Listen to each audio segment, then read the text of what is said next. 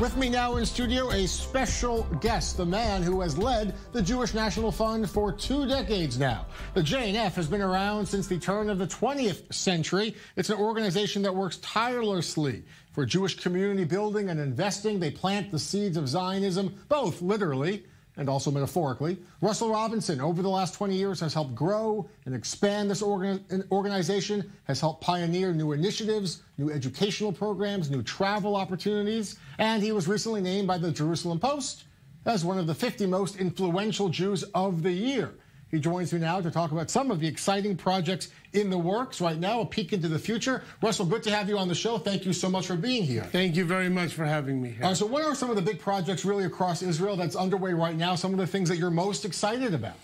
So the Jewish National Fund USA is concentrated mostly in the Negev and the Galilee, the northern part of Israel and the southern part of Israel. The Negev is 60% of the land of Israel, 60. And yet, when we started almost 20 years ago there, it was less than 6% of the population. Today, it's almost 9%. Beersheba, which when we started 17 years ago was 190,000 people losing population every year, is today the fastest growing city in Israel. We built a 7-mile river walk in the middle of Beersheba.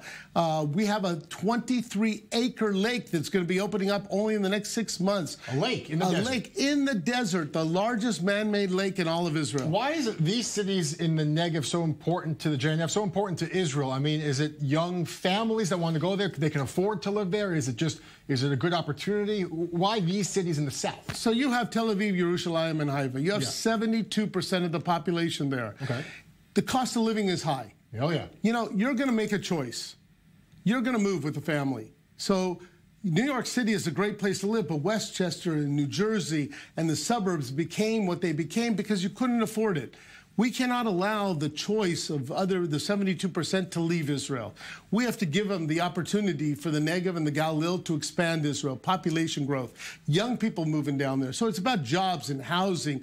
It's about infrastructure, but it's also about quality of life and the perception of where you're going to live. Can I ask, a lot of people know the JNF, non-Jews. They know them as the tree folks. These are the guys who are constantly planting trees. They're raising money. They're planting trees all over the place. Is that still a core part of what you do? So the tree project is very important because it's part of our ideology, so to speak. It was a methodology. It started really as a fundraising campaign to get Jews from throughout the world to be able to connect with the land of Israel. Are there 3 million trees planted by the Karen Kayemet and Jewish National Fund every year? Yes. Are there 260 million trees, making Israel more trees at the end of the 20th century than before? Yes. Is that important? Of course.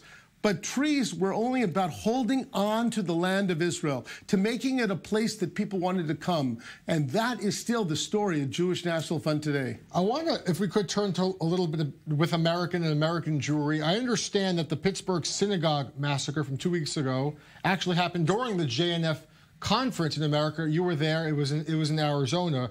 How did that change the conference? How did the JNF react to this horror in Pittsburgh? So the horror in Pittsburgh, we woke up in shock.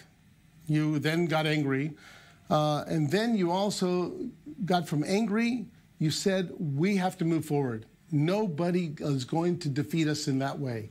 It was really a family opportunity to be over 1,300 of us together in Phoenix, Arizona, to hear that unbelievable, terrible news. And all of us came together and we talked about it. And we talked about it from the stage and we talked about it from the hallways. But we also talked about what were we doing? We were sitting in a conference, over 1,300 people.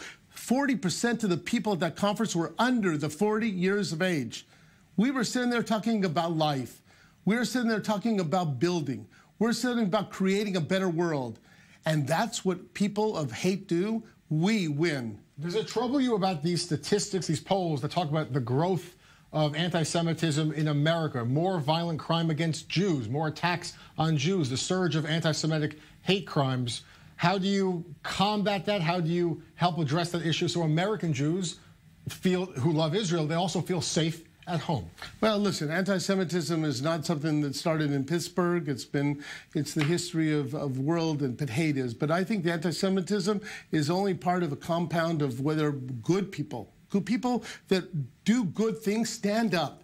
At the end of the day, anti-Semitism will go down and hate will go down when people decide that they cannot sit on the bench. They have to come into the game. And into the game is doing great things. And I think if we keep telling the world how great things are and how the world is becoming better and how we're doing great things, I believe hate gets defeated. What about the diaspora itself? There's the statistics and polls that reflect a growing chasm between Israel and diaspora Jewry, particularly American Jewry. How do you bridge that gap? How do you combat that? It's not a fact.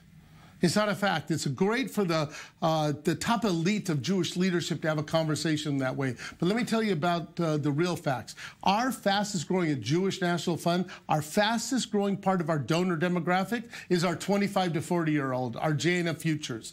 We had over 250 college students coming to our conference. We work over 51 college campuses across the United States. Our growth is from the young people. Our connection is all about Israel. And our campaign, our billion-dollar campaign that we set 5 years ago is already almost at $600 million. That's because people want to connect to Israel. What's your message to them? I guess this would be the last question. How do you keep them excited? Your message to our viewers, to young Jews who want to do something. So it's not about Oy vey Israel. It's about great Israel.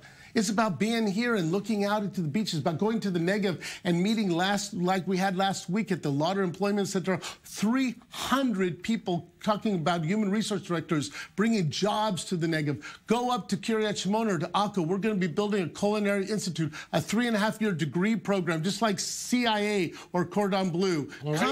Come and see the real Israel.